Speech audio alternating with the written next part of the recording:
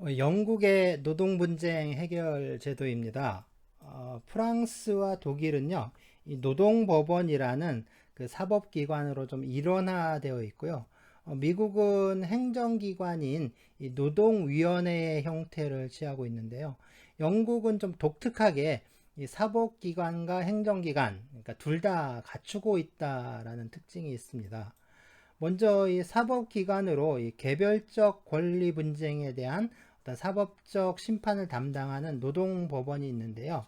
네, 이 Employment Tribunal, 그러니까 고용심판소라고 되어 있죠. 그리고 이제 Employment Appeal Tribunal, 고용항소심판소가 있습니다. 또한 이 노동 분쟁의 처리를 담당하는 행정기관으로요. 조언 알선 중재 서비스청이 있는데요. 이 조언 알선 중재 서비스청에서는 그 집단적 노동 분쟁을 조정하는 것뿐만 아니라요. 이 개별적 그 권리 분쟁의 당사자들에게도요. 이 조정 서비스를 제공하고 있다고 합니다. 영국의 노동법원은요, Employment Tribunal이라고 하는데요. 우리나라에서는 이 고용심판소 또는 고용심판원이라고 번역을 합니다. 법원은 이 코트라고 하잖아요. 트라이뷰널은 이 코트와 좀 다르다라는 건데요. 그래서 이제 번역을 법원과 심판소로 좀 다르게 하고 있는데, 차이점은요, 이 트라이뷰널에서 재판하는 사건은 좀 한정적인데, 그러니까 제한되어 있는데, 코트는 좀 제한되어 있지 않고 이것저것 다, 그러니까 이 사건 저 사건 다 재판한다, 뭐 그런 얘긴데요. 그래서 이제 코트는 법원이라고 하고 이 트라이뷰널, 그러니까 트라이뷰널은 법원이 아니라 심판소라고 한다라고 하는데 이건 좀 억지 같아요. 좀 관할권 얘기를 하는데 이 법원의 재판권이 미치는 범위를 좀 관할권이라고 하는데요.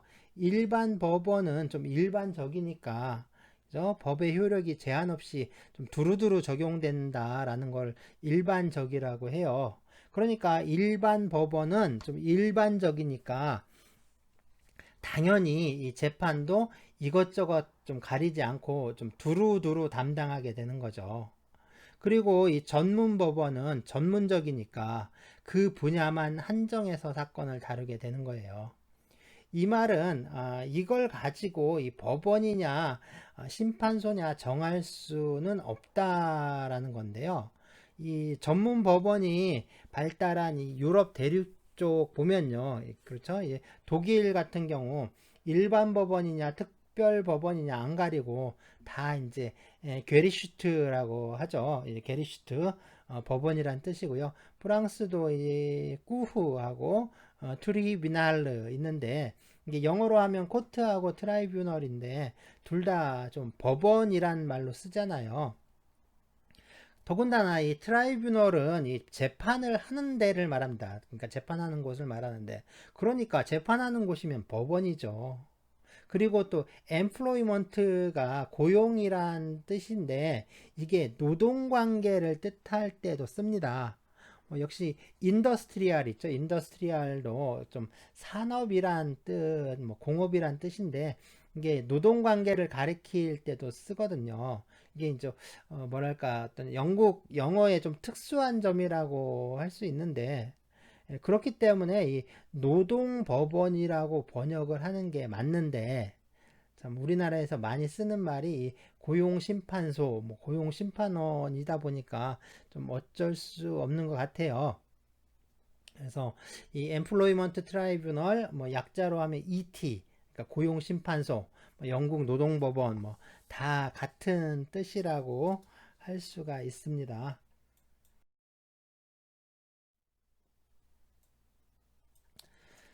네, 행정기관인데요. 이 Advisory, Conciliation and Arbitration Service, 뭐 이제 그래서 조언, 알선, 중재 서비스청이라고 하는데요. ACAS 그냥 줄여서 보통 ACAS라고 합니다. ACAS. 그래서 조언, 알선, 중재 서비스청. 그 ACAS 약자 있죠. 이 약자 뭐 이제 Advisory, Conciliation and Arbitration Service 뭐 이 원어까지 꼭 알아둬야 하는 건 아니라고 하지만 ACAS 있죠. 이런 약자 정도는 좀 알아두는 게 좋을 것 같아요. 이게 미국에 가면요, 이 NLRB니 뭐 FMCS니 EEOC 뭐 같은 기구들이 있는데 이게 좀 구분할 수 있어야 합니다. 그래서 이제 ACAS 좀 알아두시고요.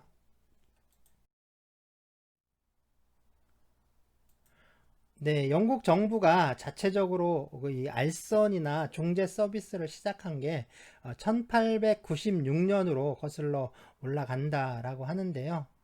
1960년에 이 인더스트리얼 릴레이션 서비스 산업관계 서비스청이라고 했고요. 인더스트리얼 릴레이션 서비스. 네. 그 1972년에 컨실리에이션 앤드 아비트레이션 서비스 해서 알선과 중재 서비스청이죠. 이렇게 명칭을 좀 바꾸었다라고 합니다. 네, 1974년에 독립기구로 됐고요. 1975년에 그죠? 어드바이저리 조언이라는 게 이 명칭에 추가가 됐습니다. 그래서 어드바이저리 컨실리에이션 앤 아비트레이션 서비스 줄여서 ACAS, ACAS가 된 거죠. 네, ACAS는요, 1976년 이 고용보호법에 근거해서 새롭게 설립이 됐고요. 그리고 1992년 노동조합 및 노동관계법에 의해서 규율되고 있는 그 지금의 모습을 좀 갖추게 되었다라고 합니다. ACAS 그러니까 이 조언 알선 중재 서비스청은요. 처음에는 좀 집단적 노동 분쟁을 해결하기 위한 목적에서 설립이 됐는데요. 이 산업 구조나 어떤 노동 환경의 변화에 따라서 기능이 좀 계속 확대가 되고 강화가 되어 왔습니다. 그래서 개별적 노동 분쟁이 좀 증가를 하면서요. 이러한 개별적 노동 분쟁의 예방이나 뭐 해결에 필요한 어떤 조언, 알선, 조정, 중재 뭐 이런 서비스도 좀 제공을 하고 있고요. 또 이 노동관계나 이 노동법에 관련된 새로운 정보를 제공한다거나 뭐 또 이것을 위해서 교육이나 상담과 같은 업무 이런 것도 수행하고 있습니다. 네, ACAS의 최고 의사결정 기구는요, 카운슬, 협의회라고 번역을 했죠. 이 협의회가 최고 의사결정 기구가 됩니다. 어, 이 카운슬의 이제 협의회는요, 공익과 그 노사를 대표하는 각각 이제 4명씩의 위원들로 구성이 되어 있는데요. 그러니까 총 12명의 위원이 있는 거죠. 네, 이 협의회에서요, 이 ACAS를 운영하기 위한 아주 중요한 사항들을 결정을 하게 됩니다.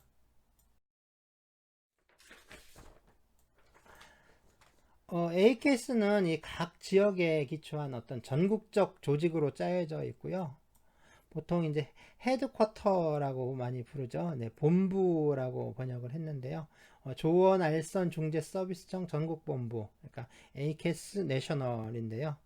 본부는 이 정보기술, 뭐 디지털 솔루션, 재무, 뭐 인적 자원, 커뮤니케이션, 정책, 연구 평가 뭐 이런 걸 행하는 이 전문 인력으로 구성되어 있다라고 합니다. ACAS가 분쟁을 해결하기 위해서 하는 업무는요, 크게 셋으로 나눌 수 있는데요. 먼저 그 분쟁의 발생을 예방하기 위해서 전화 상담, 뭐 조언이나 정보 제공, 또 교육 프로그램을 운영하고 있고요. 다음 둘째로는요, 이 분쟁이 발생한 후에 분쟁의 당사자 중에 뭐 일방이 신청한다거나 또는 뭐 직권으로 이 알선 서비스를 또 제공하고 있습니다. 세 번째, 이 알선보다 또 적극적으로 분쟁을 해결하는 게 이 조정이나 중재가 있는데 역시 조정하고 이 중재 서비스 하고 있죠.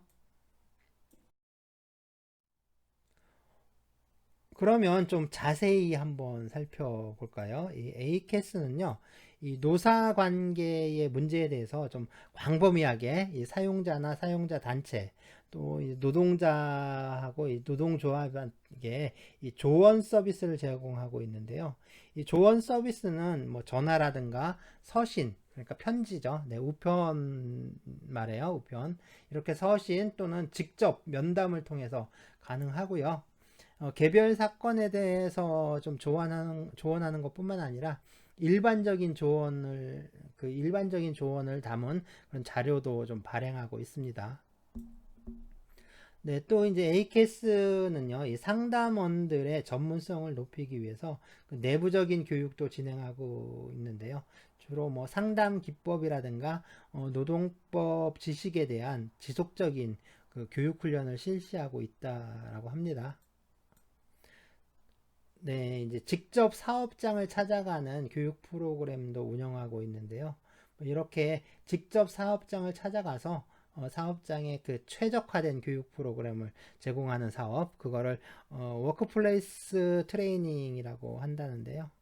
이거 말고 또 이제 오픈 액세스 트레이닝이라고 해서요. 오픈 액세스 트레이닝 이거 ACAS의 그 시설 내에서 진행하는 이 공개 연수 프로그램이라고 합니다. 그래서 일반적인 뭐 노동 정책의 변화라든가 뭐 법 개정에 대한 어떤 정보 제공에 초점이 좀 맞춰져 있는데요. 노동자와 사용자에게 좀 실무적인 조언을 하고 또 노동 분쟁을 사전에 그 예방하기 위한 목적에서 이런 연수 프로그램을 진행하고 있다라고 합니다.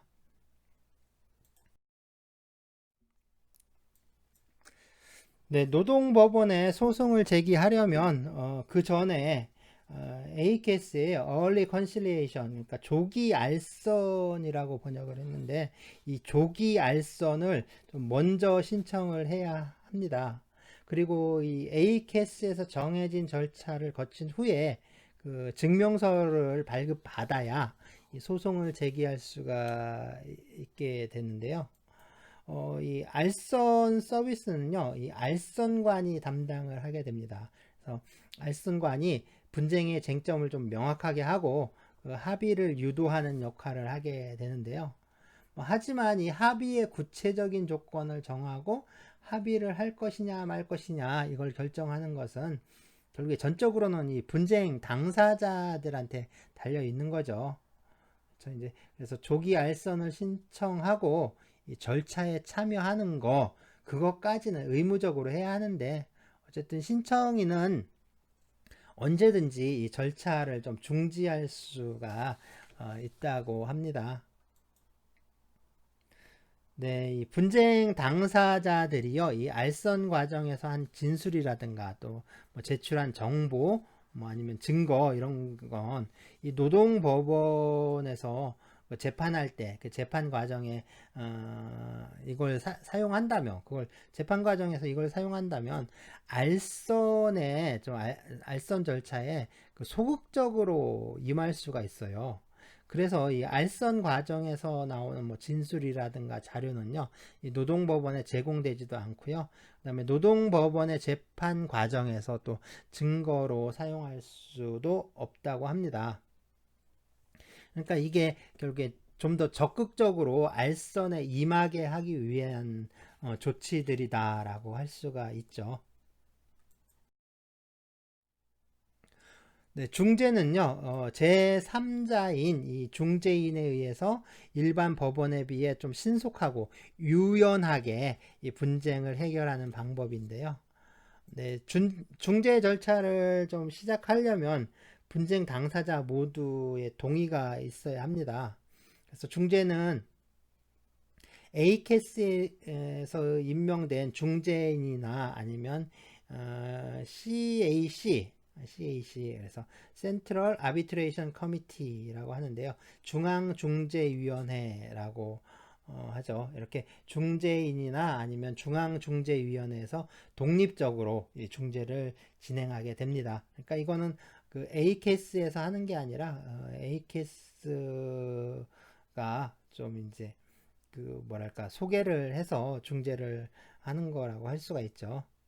자, 이 A케이스의 중재는요, 법적인 구속력은 없는데 이 사실상의 구속력이 있다고 합니다. 그래서 이 절차의 개시 요건이 좀 엄격하다라고 하는데요. 뭐 예를 들면 그 단체 협약에서 중재를 그 분쟁 해결 수단으로 하기로 정했다. 이렇게 정한 경우라도요. 일단 분쟁이 발생을 하면 그때 가서 다시 그 중재에 회부할 거냐 말 거냐 이걸 가지고 노사가 새롭게 또 합의를 하는 게 그 관행이라고 합니다.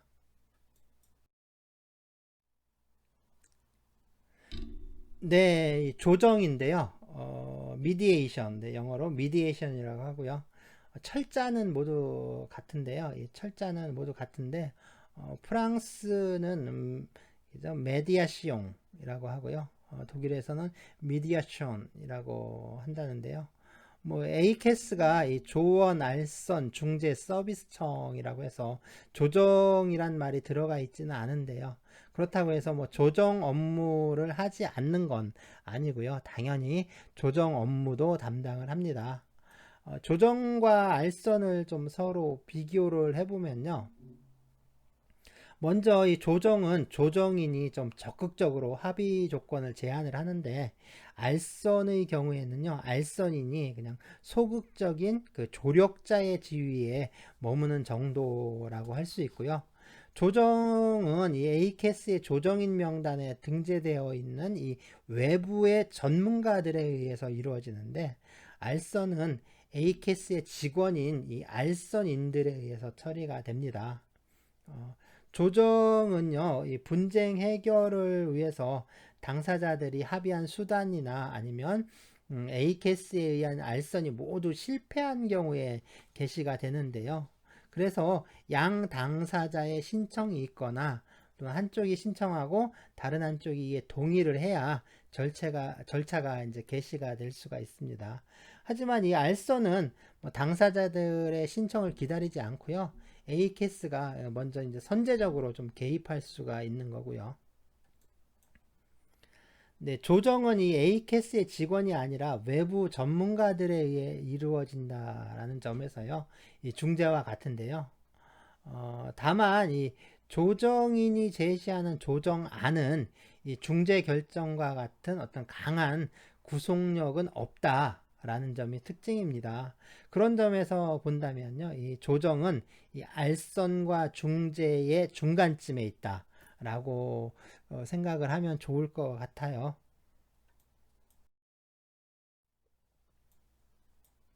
네, 에이캐스의 이 알선관들은 모두 이제 공무원들인데요. 그래서 2003년 이후부터 이 공개 채용 방식으로요, 에이캐스에서 독자적으로 좀 선발을 하고 있다고 합니다. 그래서 최근에는 뭐 인사라든가 뭐 노무 전문가들, 그 다음에 노동조합 간부 출신, 뭐 이런 것처럼 그 노동 관련 전문가들을 좀 알선관으로 채용하고 있다고 하고요. 뭐 새로 채용된 알선관은요 이제 먼저 가장 먼저 이 전화 상담 업무를 하게 되고요. 이 전화 상담 업무를 통해서 뭐 어느 정도 좀 경력도 쌓이고 전문성도 생겼다라고 하면 좀 비교적 좀 단순한 뭐 개별 노동 분쟁부터 이제 알선 업무를 시작하게 돼요.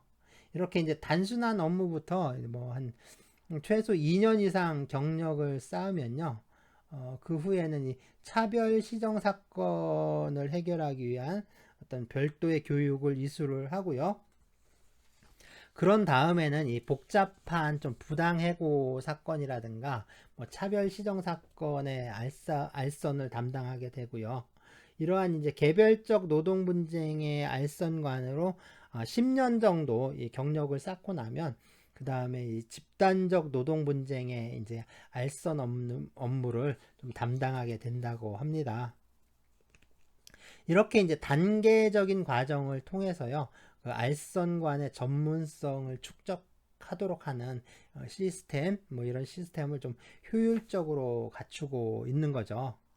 그래서 이 알선관들은요, 이 전문성을 확보하기 위해서 뭐 알선관의 역할이나 뭐 필요한 노동관리, 뭐 차별 금지 관련 법과 제도, 뭐 이런 것들에 대한 내부 교육, 그 다음에 이제 뭐 대인 상담 기술, 뭐 설득 기술 같이 이제 알선 조정 업무에 필요한 뭐 기술적 측면이 강조되어 있는 어떤 집합 교육, 그다음에 행정적인 중재와 뭐 산업 중재, 사업장 중재 같은 내용의 어떤 중재인을 관리하고 교육시키는 시빌 미디어 카운슬, 뭐 시빌 미디어 카운슬 이런 데가 있는데요.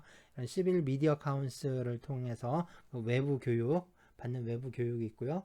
그리고 이제 런던 대학과 협약을 맺고요. 실시하는 전문적 교육 내용의 원격 교육 뭐 이런 것까지 실시가 되고 있다고 합니다. 그러니까 뭐 내부 교육, 집합 교육, 외부 교육, 원격 교육 뭐 이런 교육들이 어떤 전문성 확보를 위해서 진행되고 있는 거죠. 네, 올해 7월 14일 이 영국 의회에 제출된 2019년부터 2020년에 ACAS 그 연간 보고서에 있는 그 내용이라고 하는데요. 뭔가 좀 많은 것 같죠? 800km니까요.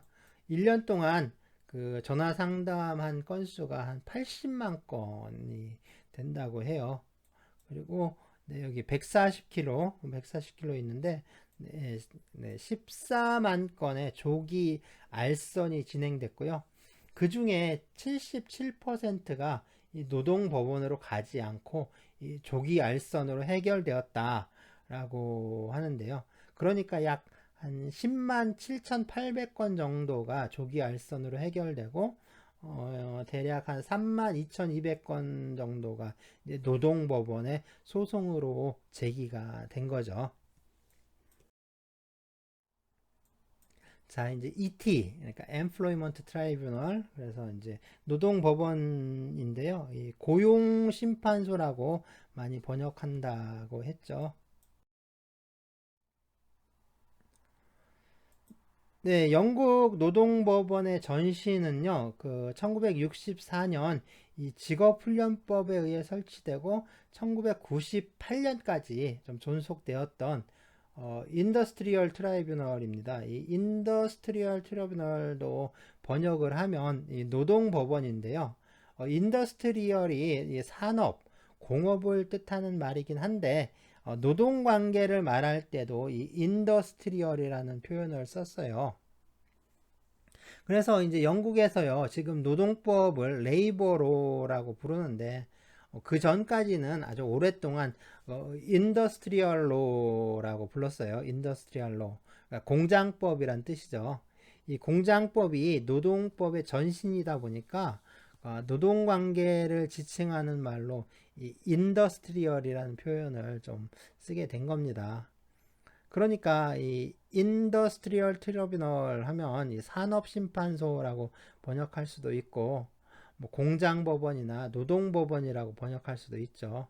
그래서 독일의 노동법원 있죠. 아르바이츠 게리슈트의 그 전신도요. 사실 공장법원인데요. 그래서 게베르베 게리슈트에서 발전한 거라고 할 수가 있습니다. 그래서 영국에서 이 노동 분쟁의 이 사법적 해결은요, 이 노동법원과 좀 일반 법원이 담당하게 되는데요. 먼저 그 노동법원은 주로 이제 의회에서 제정한 그 제정법, 그러니까 성문법이죠. 이 성문법상의 노동자의 권리가 좀 쟁점이 되는 사건들, 그런 사건들을 맡아서 재판을 하고요. 그 일반 법원은 이 계약상의 권리라든가 뭐 불법 행위에 관련된 분쟁들을 주로 다루게 된다고 합니다. 그러니까 영국에서 이 계약법이라든가 이 불법행위법은 성문법이 아니라 이 판례법, 즉 영국의 커먼로에 의해서 규율되고 있는데요. 이러한 커먼로 상의 법률 분쟁은 그 일반 법원에서 좀 담당하고 있고요. 또 이 공무원의 노동관계 있죠. 이런 것처럼 공법적인 사건 역시 일반 법원에서 담당하고 있다라고 합니다. 노동법원의 재판부는요, 네, 고용심판소의 심판부, 뭐 이거 이렇게 해도 같은 말이죠. 네, 이제 법률 전문가인 엠플로이먼트 저지, 네, 노동법관, 뭐 또는 고용법관, 고용심판관, 뭐 이렇게 부를 수 있는데요. 저지라는 말을 쓰고 있으니까 판사, 법관이라고 불러야겠죠. 이 전문법관이죠, 전문법관. 이 전문법관 한 명에다, 네, 그 다음에 레이먼버 있죠, 그 전문가가 아닌 구성원을 뜻하는데요. 그러니까 이 사람들도 법관인 거죠. 법관인데 노동자와 사용자를 대표하는 법관이란 거죠. 그래서 이 레이 멤버 2명까지 해서 3명이 그 재판부를 구성하게 됩니다. 재판부를 구성을 할 때 뭐 성차별 사건 같은 경우에는 뭐 최소 1명의 여성을 포함시켜야 하고요. 뭐 인종차별 사건은, 그러니까 그러한 그 유형의 사건에 대해서 뭐 경험이 있다거나 교육을 받은 사람을 이 재판부에 포함시키도록 하고 있습니다. 네, 판결을 할 때는요, 재판부가 3명이니까 이 다수결에 의해서 좀 결정을 하게 되죠. 전문 법관에 대해서 좀 자세히 알아보면요. 이 변호사들, 영국의 변호사들은 이 솔리시터하고 베리스터로 나누어지는데요. 이 솔리시터는 그러니까 사무 변호사, 그다음에 베리스터는 법정 변호사라고 많이 번역을 합니다. 어쨌든 이 노동 법관은요, 7년 이상의 솔리시터나 아니면 베리스터의 경력을 가진 법률가 중에서 좀 지명을 하고요. 이 노동법원의 전문 법관은 이 법관 임명위원회에서 담당을 하게 되는데요. 이 법관 임명위원회는 이 법관의 채용을 좀 전담하는 기구라고 합니다. 그래서 채용할 때는 1차로 필기시험, 뭐 2차로 인터뷰가 진행되는데, 뭐 자세한 절차는 한번 좀 읽어보시고요. 어쨌든 이 노동법관의 임명은 이 로드 찬슬러가 하는데요. 이 로드 찬슬러가 좀 영국의 뭐랄까 좀 독특한 기관이라고 할 수가 있어요. 전에 이 유토피아를 쓴 토마스 모어가 이 로드 찬슬러로 임명됐다라고 했었는데, 뭐 이게 좀 사법부의 수장이면서 또 법무부 장관의 역할을 겸했다고 할까요? 전통적으로 이 영국의 최고 법원은요, 이 귀족원이 맡았었는데, 그러니까 영국 상원에 있었던 거죠. 근데 이게 2000년대 들어서 사법개혁을 통해서요, 대법원이 신설이 됩니다. 그리고 이제 귀족원에 있던 재판권이 이 대법원으로 다 이전이 됐는데요. 그래서 현재 이 로드 챈슬러는요, 사법부의 행정을 총괄하는 어떤 법무부 장관, 뭐, 아니면 이제 사법장관의 역할만 담당하고 있다라고 좀 할 수가 있습니다. 일반 멤버들이죠. 이 노동자와 사용자를 대표하는 사람들로요. 신문회의를 진행한다거나 어떤 심판 의결 과정에서 이 전문 법관과 동등한 신문권과 의결권을 갖고요. 재판에 참여를 하게 됩니다. 뭐 특별히 뭐 변호사라든가 법률가 자격이 있어야 하는 건 아니고요. 2번의 심사 절차 그리고 최종 인터뷰를 거쳐서 임명된다고 하고요. 자세한 내용은 네, 한번 읽어보시고요.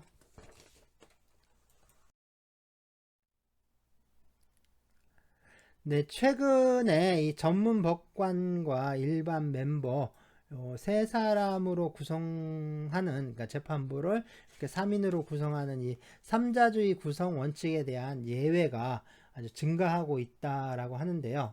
뭐 예전에는 임금이라든가 이런 어떤 금전지급 문제 있죠. 그 돈으로 주는 거 이런 문제의 경우에는 좀 전문 법관이 그 단독으로 심리하는 좀 어떤 단독심이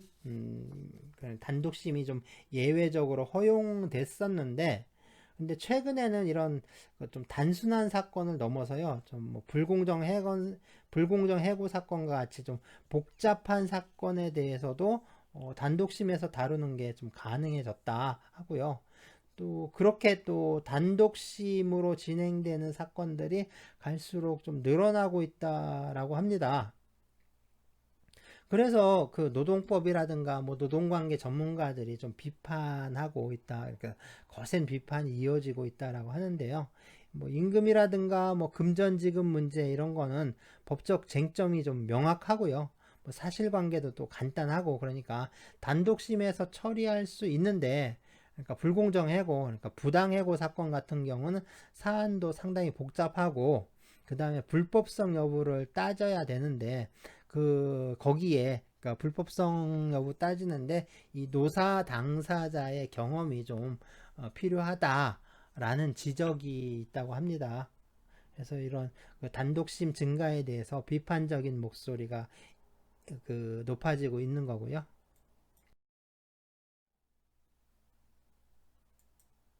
네, 영국의 그 노동 분쟁 해결 절차인데요.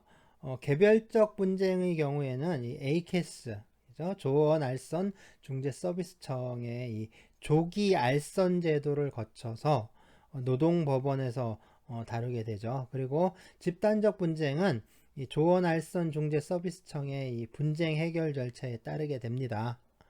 그러면 이 노동법원에서의 이 분쟁 해결 절차, 요걸 좀 살펴보도록 하죠.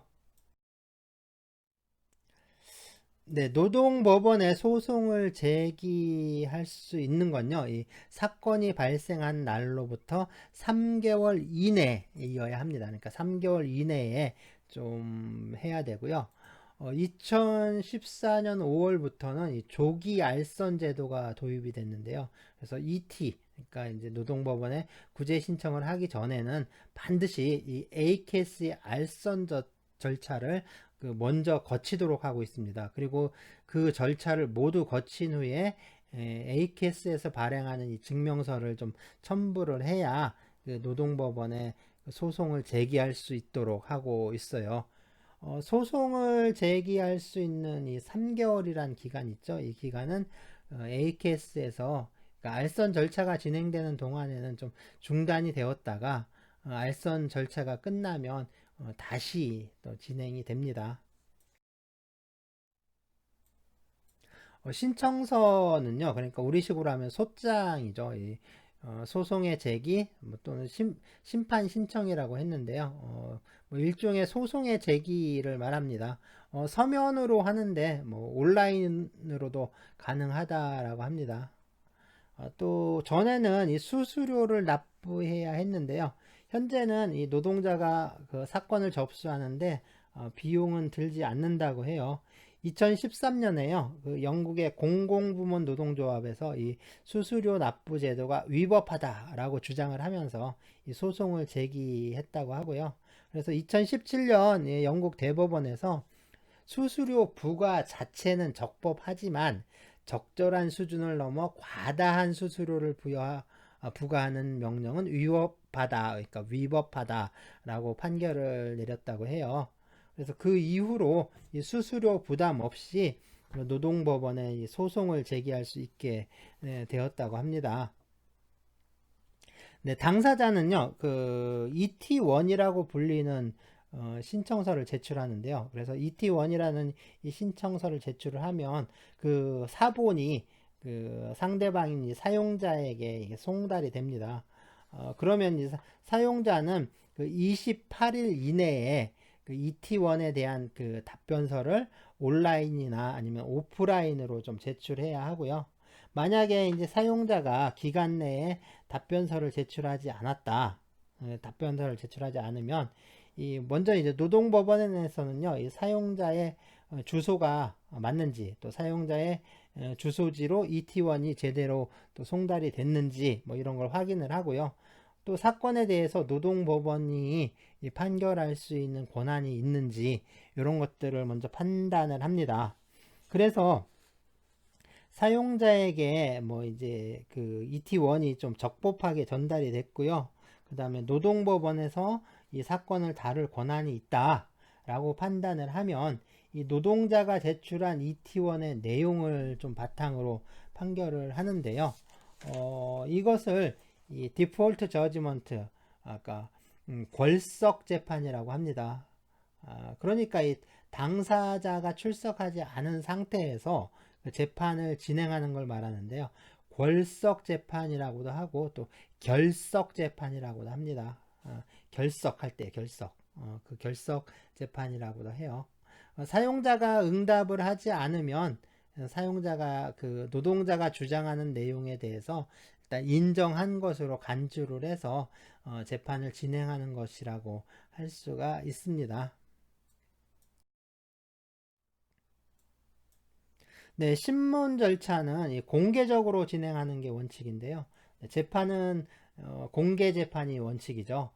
이거는 재판의 공정성을 확보하기 위한 노력에서 좀 만들어진 제도다라고 할 수가 있습니다. 따라서 이 비공개 재판은 아주 예외적인 경우에 참 제한적으로만 허용이 되겠죠. 신문은 그 최초의 그 당사자 간의 이 상호 신문이 이루어지고요. 그 후에 법원에서 보충 신문을 합니다. 그러니까 재판을 할 때는 이 재판의 당사자들이요, 증거라든가 뭐 이런 자료를 수집해서 제출을 하고요. 또 사실관계라든가 이런 걸 또 주장을 해야 하는데요. 이것처럼 당사자들의 주장과 또 제출한 증거만으로 재판이 이루어져야 한다라는 원칙을 변론주의라고 합니다. 그러니까 아무리 좀 객관적으로 좀 명백한 사안이라고 하더라도요, 당사자가 주장하지 않으면 재판부에서 이걸 재판의 자료로 쓸 수가 없는 거죠. 그런데 이 대부분의 또 당사자들은요, 이 법률가도 아니고 또 법률적 지식도 좀 많이 부족하죠. 그래서 또 소송 가액이 적으면, 그러니까 액수가 적으면 변호사를 선임을 하지 않고 그냥 직접 재판을 하는 경우도 좀 많습니다. 그렇기 때문에 이 변론주의의 원칙을 좀 철저하게 관철한다면 이 법률적 지식이 부족한 이 당사자들에게 많이 불리한 결과를 초래할 수가 있겠죠. 그래서 법원이 좀 주도적이고 또 적극적으로 소송 절차를 이끌어 갈 수가 있는데요. 이걸 그 직권주의라고 합니다. 영국의 노동법원 역시 그 변론주의가 좀 기본 원칙이긴 한데요. 그 법률 지식이 좀 미흡한 당사자들을 신문을 하면서 이 직권주의적으로 운영되는 경우가 좀 많다라고 합니다. 물론 그 소송 가액이 큰 경우에는 이 법정 변호사, 베리스터라고 했죠. 이 베리스터가 그 대리인으로 선임되는 경우가 좀 많겠죠.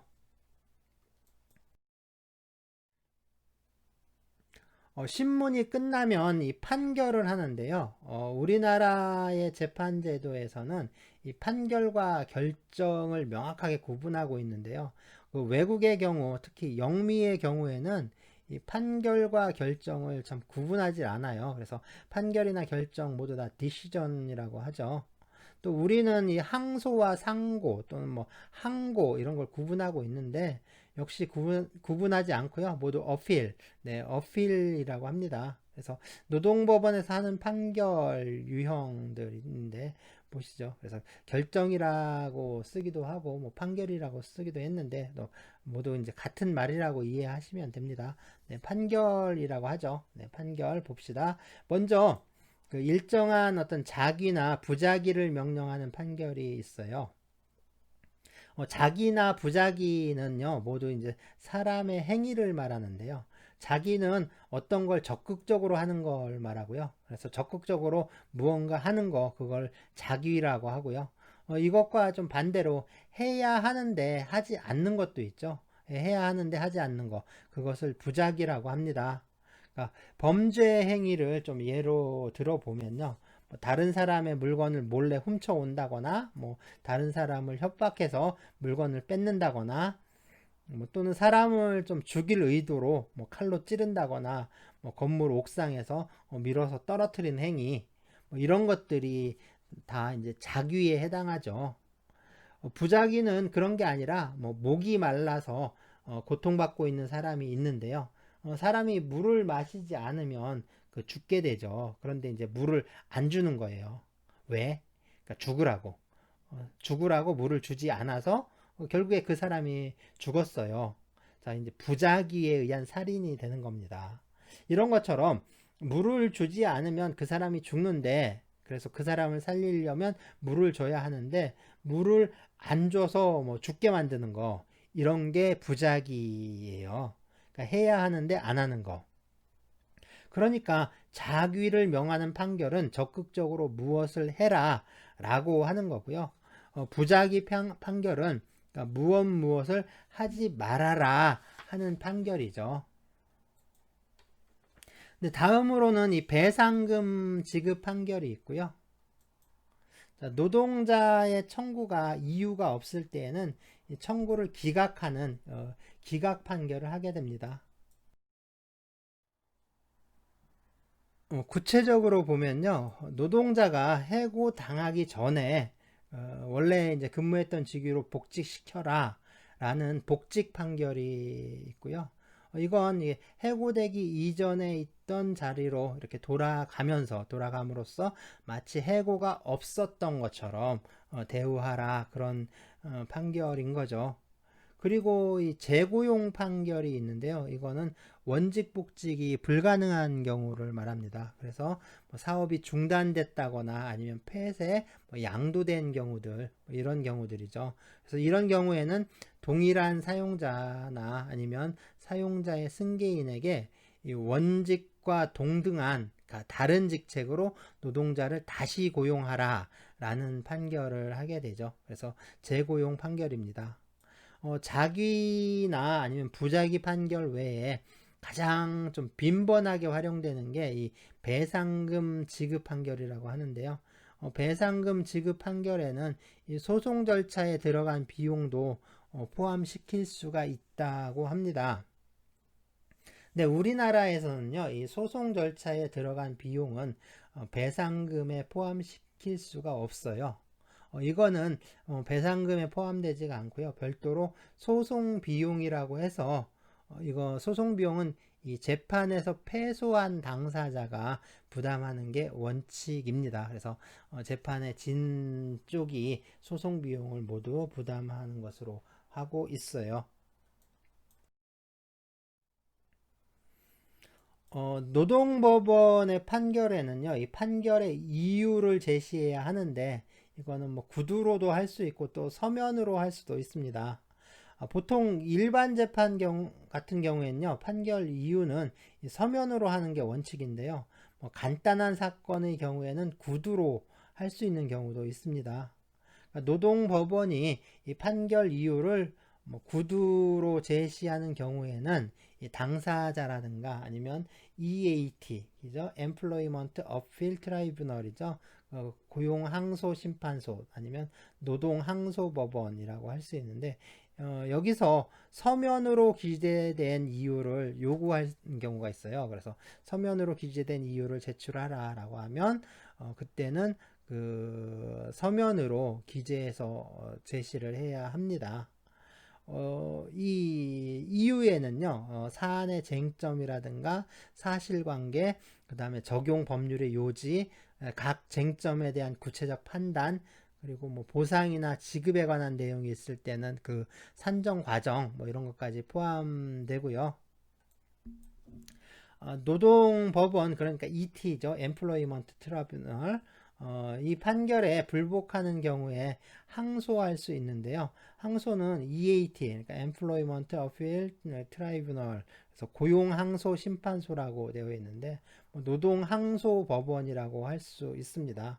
이 노동 항소 법원, 그러니까 EAT에 항소할 수 있고요. 그 다음에 EAT 판결에 불복할 때는 코트 오브 어필, 그러니까 코트 오브 어필 항소법원이죠. 그래서 이 항소법원의 항소법원에 항소할 수 있고요. 그리고 이 항소법원 판결에 불복할 때는 역시 대법원에 상고할 수가 있습니다. 항소, 상고 뭐 구분하지 않아요. 여기 다 어필이라고 합니다. 자, 그래서 EAT에 항소할 때는요, 이 구두로 판결 이유가 제시된 경우에는 판결 조서가 당사자에게 송달된 날부터 그 42일 이내에, 그 다음에 서면으로 제시된 경우에는요, 그 서면이 송달된 날로부터 42일 이내에, 그러니까 항소를 해야 합니다. 42일이니까 좀 기간이 42일, 좀 길죠. 좀 긴 것 같아요. 그러니까 우리나라의 경우에 이 항소 기간이라든가 상고 기간은 모두 그 그러니까 판결문을 송달받은 날부터 2주일 이내, 그러니까 14일 이내에 항소나 상고를 하도록 하고 있습니다. 그러니까 42일이면 좀 긴 편이라고 할 수가 있죠. 자, 다음은요, 미국의 노동 분쟁 해결 제도인데요. 네, 노동위원회입니다.